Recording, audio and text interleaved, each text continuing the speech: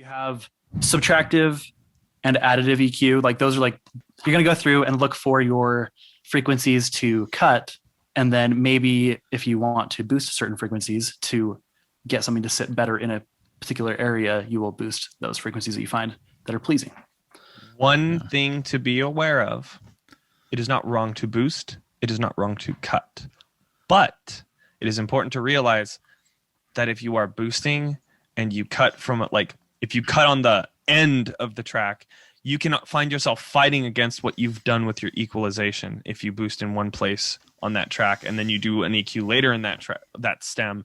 And maybe I'm not doing it justice, but like you need to watch yourself with your additive and subtractive EQ when you're doing it in stages where you have like on the track and then on a bus and then on your master.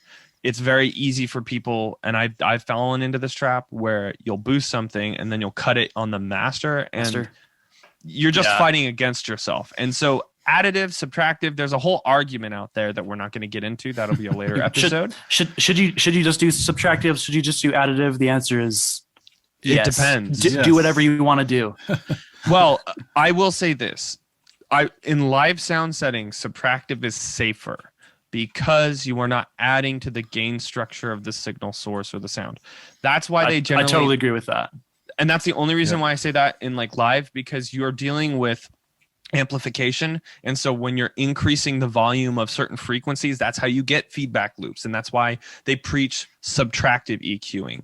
And I tend to do that, but I still will boost in live sound situations. I know there are tons of people rolling over in their graves. Like in a studio setting, depending on the genre, on a kick, I will boost 8K by like 15 dB, but in live, I would never do that.